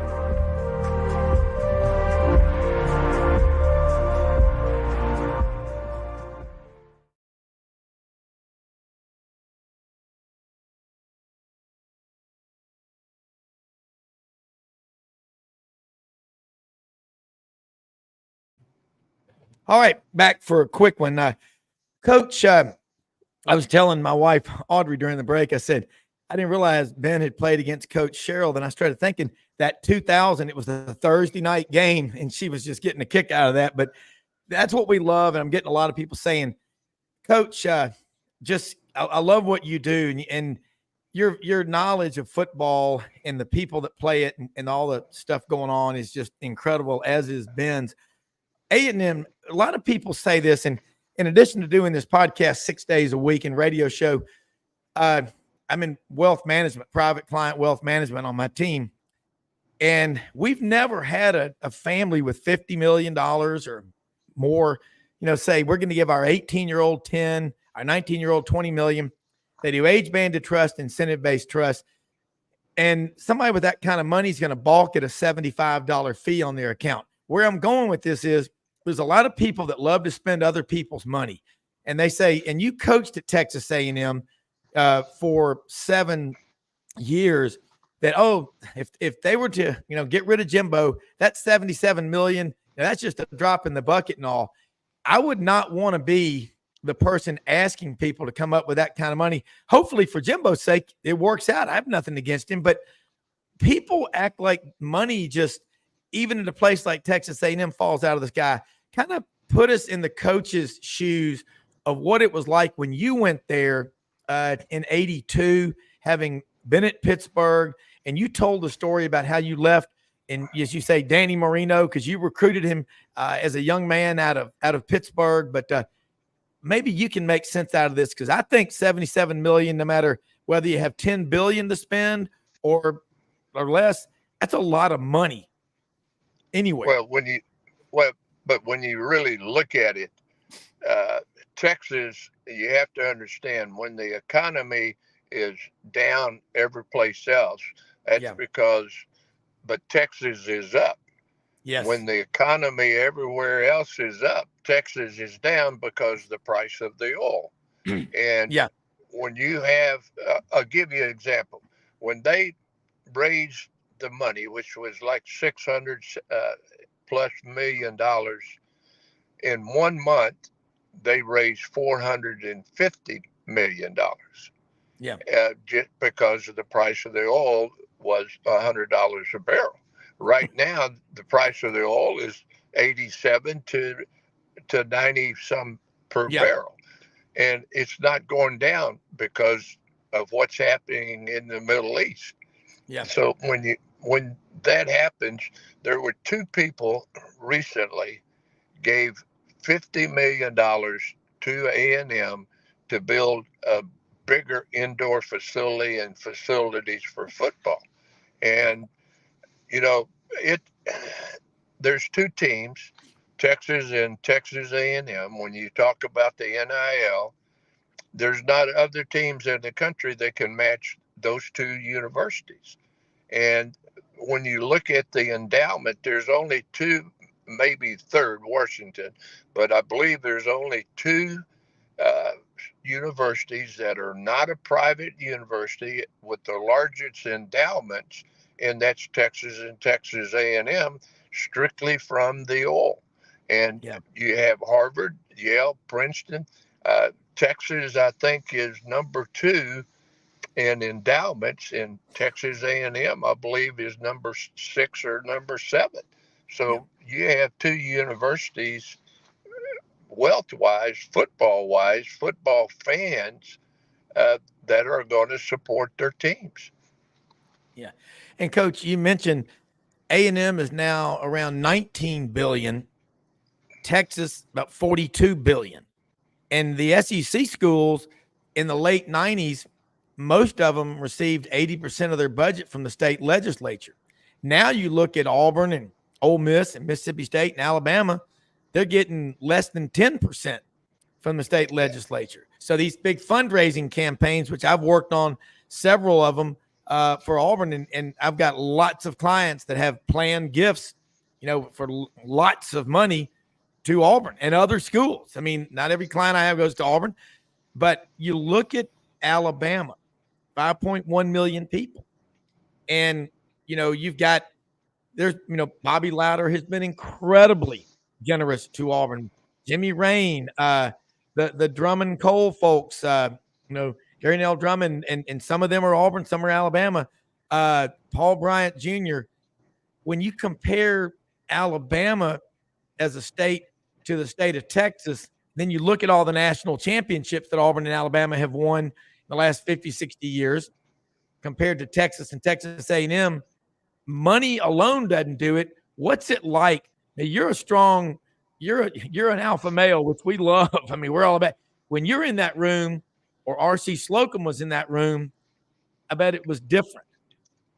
Well, the biggest thing or the difference, you got to get players like Ben. And right now, whether we like it or not, college football has changed to where we're not as physically as tough as we were. But there's one team in the country right now you could say who is the most physically tough, and that's Michigan, because they're going to run the football. Today, throwing the football will eventually catch up to you. And you can have faster people. Well, all of a sudden, here comes the defensive side. They're going to recruit faster people to match you. When the run and shoot came on the scene, then all of a sudden you saw defensive teams putting their fastest players on the field to match their receivers. So the game has never changed. It's still 11 on 11. You have to block, you have to tackle, and you have to be able to catch the football or defend. And the teams that are going to win and have won And we talk about Florida. When Steve went to Florida, everybody thought he didn't do anything but throw the football. But if you looked at the running backs that were on his team, they were 1,000-yard runners every year. Yes. Mm-hmm. Yeah. Ben, jump in this conversation. I agree. Physical toughness. Look at Michigan. Look at Georgia. Look at any team that commits. As you know, Coach I used to say, running the football is a state of mind. You don't decide Friday night, okay, we're going to be a physical team. It's day in and day out in practice, butting heads. Michigan is one of my teams. I've got to be in the Final Four. Yeah, but it's gonna come down to the most talented. I mean, the one thing you can appreciate about a guy like Coach Spurrier back then, even now, he'll say, "Look, I'm gonna coach as long as I got a talented football team. I'm gonna coach him." He went 11-2, 3 straight years in South Carolina, but he had Stephon Gilmore, he had Davion Clowney, he had Lattimore, he had some big time players. And I think the thing is too, when the rubber meets the road, there, you don't because it's not going to be even. I give you TCU last year. They had an incredible season, but they played the wrong team in the Natty, right? Because Georgia said, "Hey man, we run the gauntlet during." It's like this. I give you the 2022 NCAA tournament. You got San Diego State. You got FAU. You got who won it? UConn. Because what happens is there are certain teams, they've been doing it for a long time. So. Yes, they had Andy Dalton and LaDainian Tomlinson on the sideline, and people said, y'all got a shot until they kicked that ball off. When they kicked that ball off, because Kirby Smart said, hey, man, I didn't build my team to beat TCU. I built my team to beat Alabama. That's what I built my team to do. So as great as certain teams have great moments, that don't make you a great team. You look at every national championship team, they got one thing in common. Great quarterback play, right? Great quarterback play. A solid defense, and a really, really good offense that's hard to stop. Because Auburn go to the national championship with Cam Newton, and the next time they go, they got a guy that played DB playing quarterback now, right? And they almost won, and they still almost won the game. So I think the thing is, if recruiting wasn't what it was, we wouldn't have rankings. If you didn't need recruiting. Because when's the last time a team outside of the top 10 won the national championship? It's not allowed. If you're not in the top 10 in recruiting, you're not going to win it. Was TCU in top 10 recruiting? Nope. They made the national championship. Georgia's top 2 or 3 every year. And like Coach just said, look, in Georgia, they do this thing called sensationalized recruiting. What does that mean? That means got a game on Friday night. Where's Kirby Smart at? He's going to land on the middle of the field in a helicopter. And who's going to say something? Nobody. Not the head coaches on either team. Because he got to make a grand entrance. And I think that's the thing about college football is we talked about Texas A&M. You know what they don't lack? Money and recruiting. They don't lack it. Yeah. Jimbo was number 1 and number 2 in recruiting a couple of years back. He said he was going to beat Alabama. Problem was he ain't beat nobody else. He beat Alabama, but he ain't beat nobody else that year. And that's the thing about college football, even in the NFL, right? The best teams have one thing in common. Solid head coaches that's been there for 5 to 10 years, a quarterback that can win you a game, right? You got to win because of them, not in spite of them. And you got some really, really good role players that don't mind playing their role. When you do that, when you put all those ingredients together, that's called culture. That's the hardest thing to build in any level of sport, because the reason why we hated Duke basketball because of Coach K. He hadn't built the culture. They were the evil empire of college basketball. But guess what? They long line of winning. What have they done since he's left? They still Duke. But they ain't Duke under him. So I think that college football is going to be, like Coach said, they're going to catch up to this wide open football. Because guess what? What happens when they take the passing game away, and now you got to play football? Now you got to stick your hand in the dirt and say, let's see. They don't want that. You don't want them Ray Lewis, 3 yards in a cloud of dust football, because teams like that, they ain't on social media. They don't care about fake. They don't care about likes or retweets. They gonna knock the hell out of you every single. They ain't the most handsome people, right? They look like a bunch of guys that play hockey, but they play football. They got a bunch of they got some missing teeth. The team photo is not cute. But guess what? On Saturday, you don't want to deal with them. And I think the thing about what Coach just said about football is when players want to be cute, they ain't gonna win. They're gonna look real nice. But guess what? When you hit them too hard, they're gonna tell the ref. You see how hard he just hit me? Yeah. You got on the ass. He's supposed to hit you. That listen, and it's not that my era was the greatest. But I played with Sean Taylor and Ed Reed and Troy Polamalu and John Lynch. They would hit you, and Brian Dawkins. They would hit you, wait on you to get up, and stare at you, saying it was me. I'm the one that did that to you, and I'm gonna do it play after play after play. And the thing about it is that's what people ain't built for. The Marshawn Lynches of the world that hit you in your face, people ain't built for that. They wanna have a listen. If you ask a player now, you rather have a good game individually but lose collectively, or you rather have a bad game individually and win? They will take the individual success over the collective. I'd rather have a good game individually, because that way when I go home, they can say it wasn't you. Yes, it was. Asante Samuels Jr. last year in the playoffs, he had 3 picks in the first half. You know what they said in the second half? We're going to make him make a play in the run game. Jacksonville won. Because they said what he wants to do is cover, but we pay you to make a play. He didn't want to do it. Yeah. And to me, that's football is, do I want to do the ugly stuff? Do I want to do that stuff that I got to go see the dentist, not because I want to get my teeth straight. I want to see the dentist because I ain't got no teeth.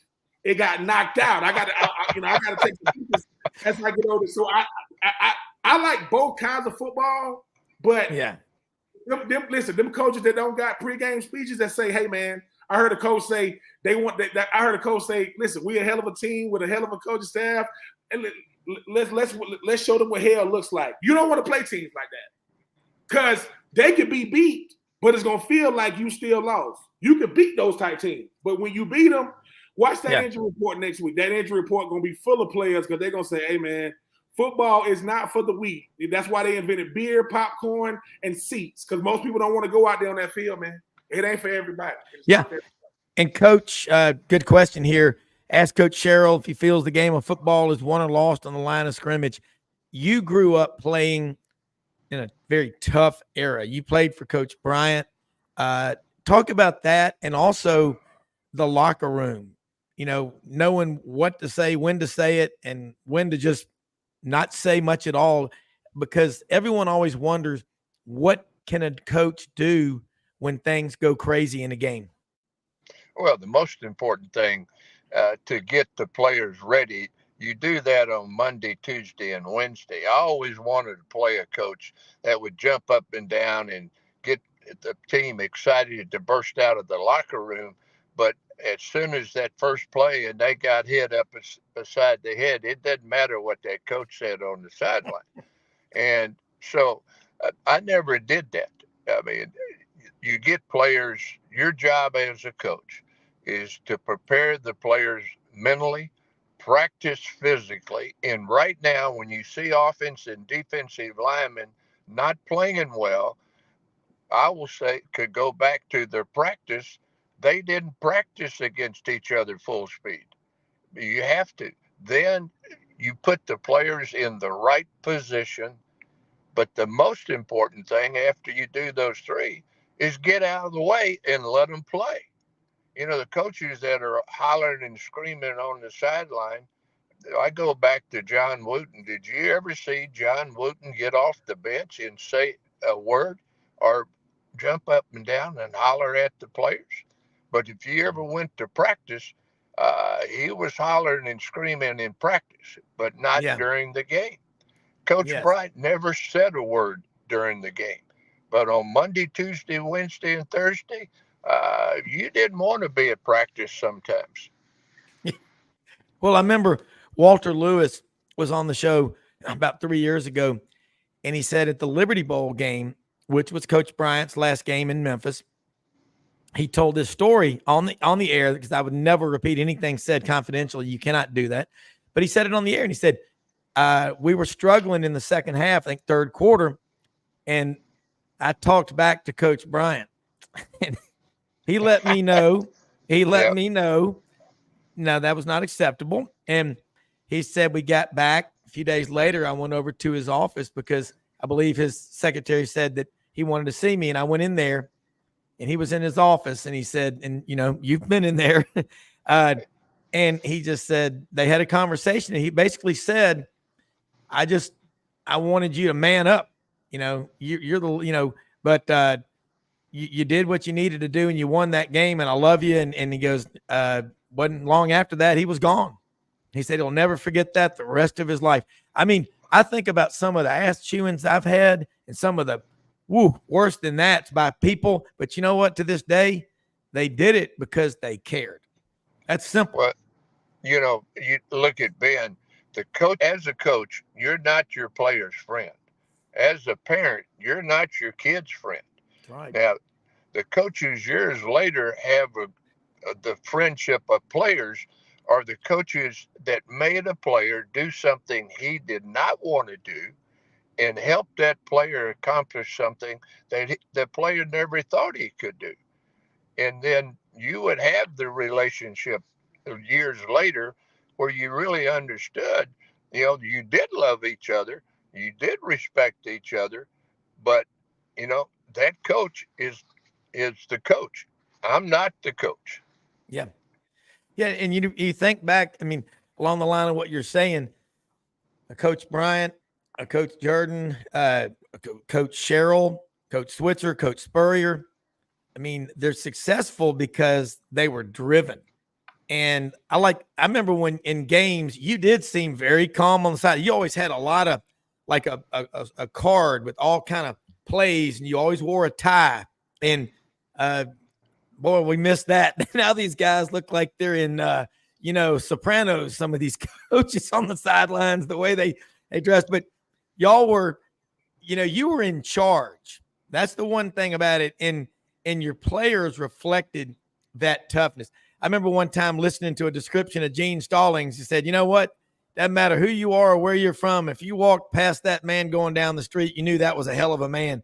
Do you know Coach Stallings pretty well, Coach? I mean, he seems like a guy that would be a lot of fun to just listen to, just like with you and Ben. This has been like getting to hang out with, Peter Frampton and Robert Plant, just talking about music and singing. This is one of the best shows we've ever had. And thank both of y'all. Well, Coach Stallings recruited me and coached me. He was the defensive coordinator, linebacker coach at Alabama. Yeah.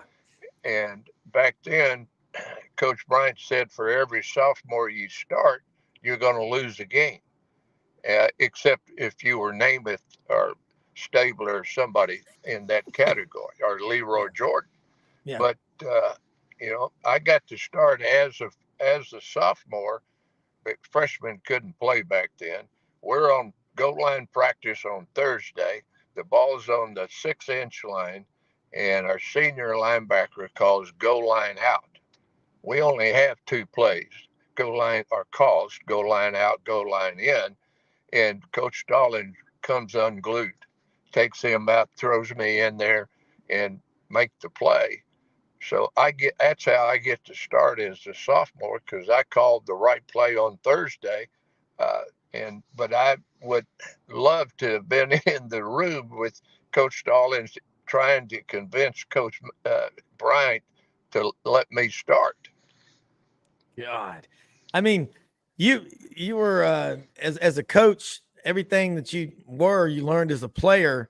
You were, and I guess right after you left is when we went from the way they substituted in platoon football and all like that. But I think the message here is you just got to be tough, and tough times last. They don't last forever, but smart, tough people do. And Ben, we just got a couple of minutes.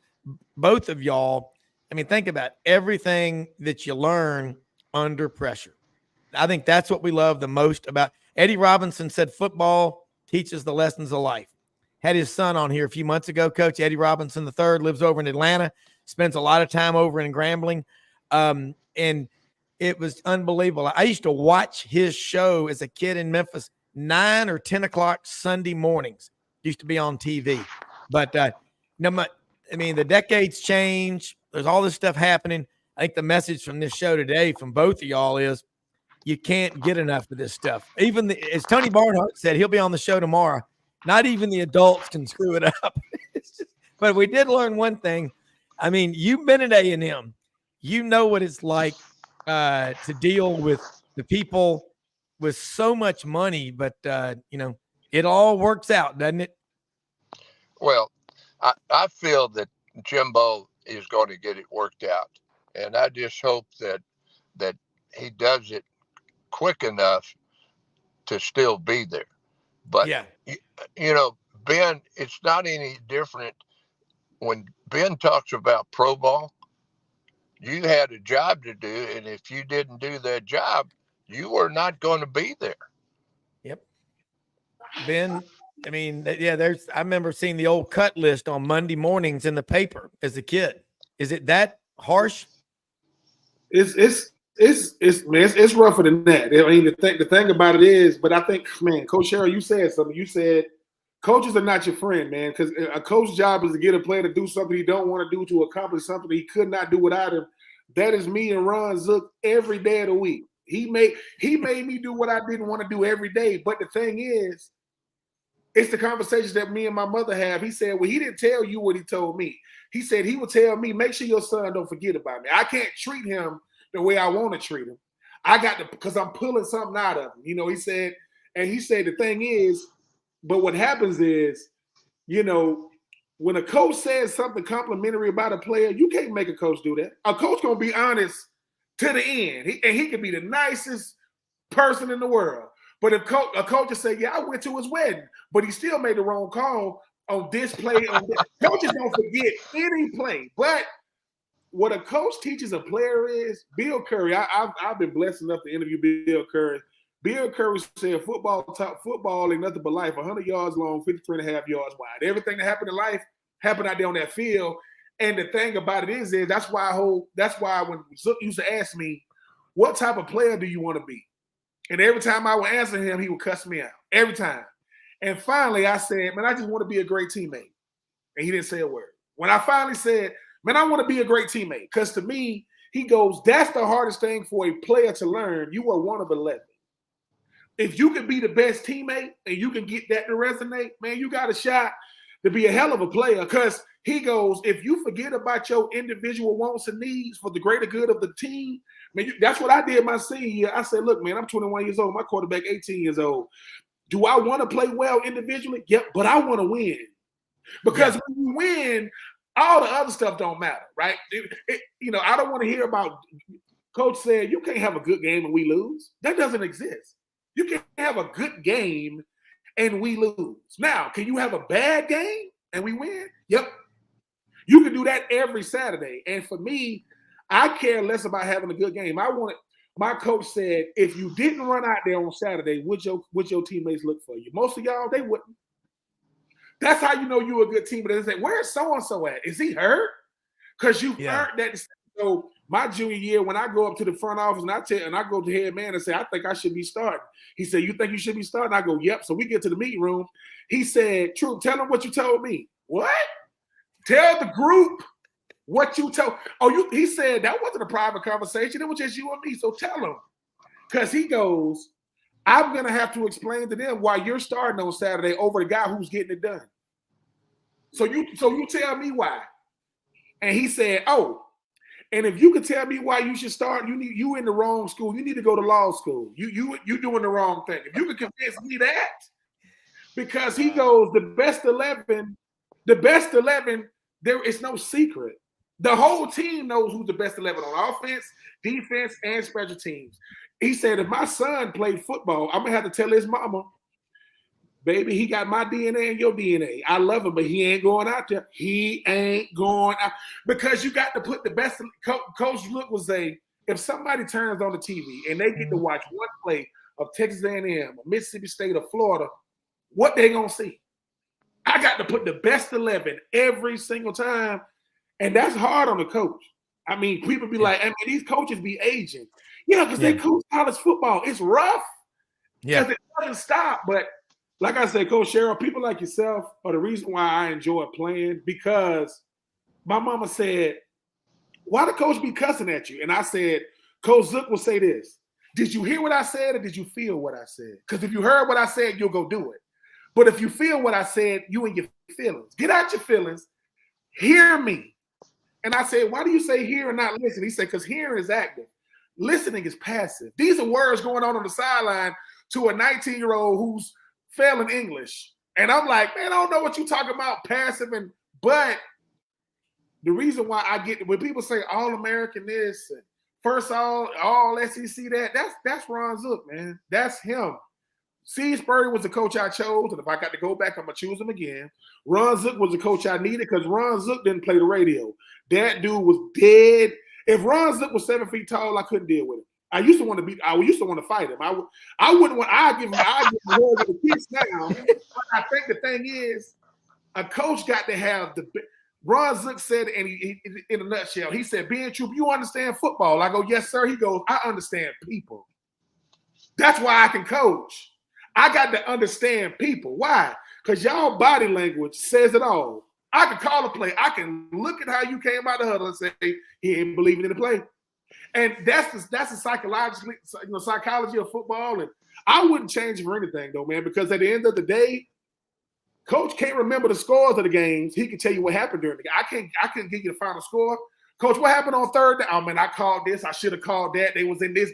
Yeah. Coaches remember the plays like that. They can tell you what happened on that day, but at the end of the day, I hate cowbells because of Mississippi State. I can say I hate them. I can't stand cowbells because every play, ring, ring, ring, ring. I mean, it's like the players, the fans right there next to you, but I wouldn't change my college football career for anything. I mean, I appreciate the Titans and the Bucks and the Raiders for giving country boy a chance, but college football, my mother cried when Florida lost to Ole Miss when Tebow was there. My mama didn't cry when I graduated high school. And I'm like, I'm trying. Listen, it's a different love, man.